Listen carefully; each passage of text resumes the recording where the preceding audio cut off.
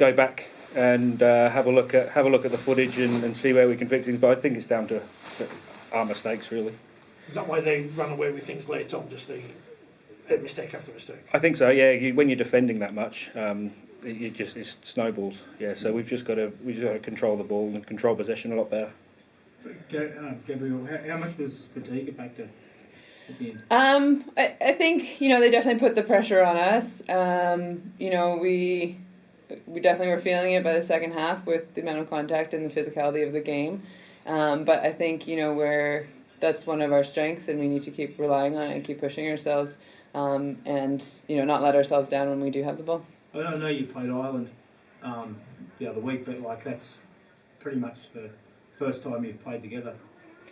Yeah, I mean we had a match against Ireland, and way back in the spring we had a match against the US. But besides that, it's mostly been training and inter-squad games. So we've now just need to work on solidifying the team that we've got.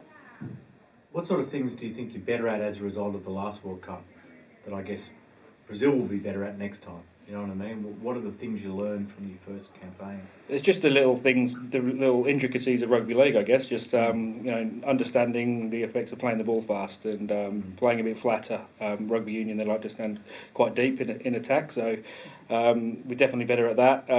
When playing the ball isn't that natural for when you're transitioning from another sport. So I think we're getting better at that too. So we've got a lot more players in the squad who have had that rugby league experience. So that they all make a difference and certainly raise the standards of the rugby league we're playing.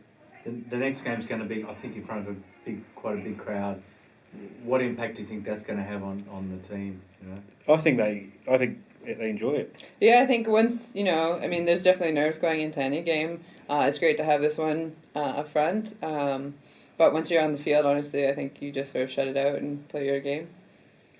Gabrielle, how has the rugby league environment changed in Canada since the last World Cup? Are you seeing more young girls playing the game, more interest in the game?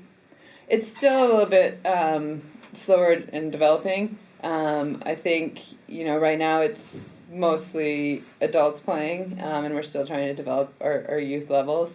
It's something I think we really need to push forward for the next World Cup, getting people involved early at a younger age. I think would really help improve our game.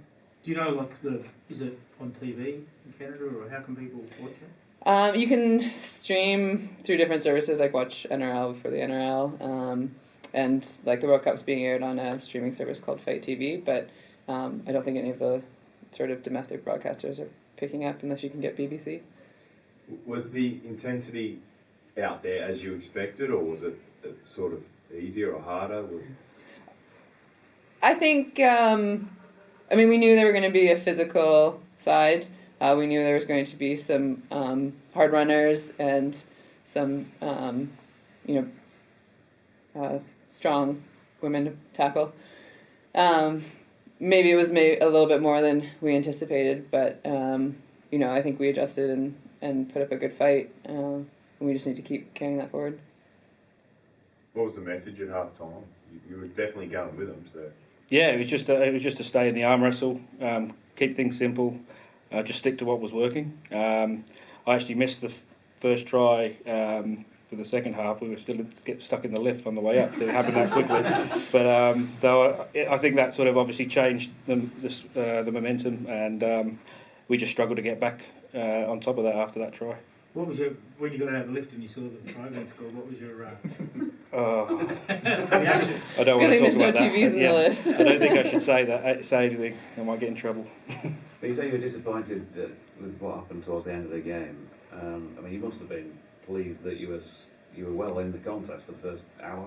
Yeah, absolutely. I think it just shows that we've got a talented group of players, and our defence is pretty strong, and they'll keep improving. So, there's absolutely plenty to be happy about, and we just had a chat to the girls in the sheds then, and that was the message. There's plenty to be happy about and optimistic about, and we just need to cut out these silly errors. And when you're defending that much, and the scoreline's going to, get out of reach.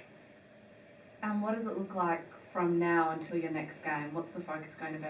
We'll do some recovery tomorrow and try and relax. So we're going to have a day in York and go and see the sights. And oh, good, we might see you there. So that we're looking forward to that. So just take our minds off rugby league for a little while, because it's pretty intense when you've got 4-day turnarounds, and we're doing so much training. So it'd be nice to have a day off tomorrow and see some sights, and then we'll get back into training the following day and look at some video and prepare for England. Forget the sights, you need to go to Betty's and get yourself a fat rascal. That's not a nightclub. It's a tea room. That's for a fat rascal. Is that it? Yeah. Any more questions? Right, thank you.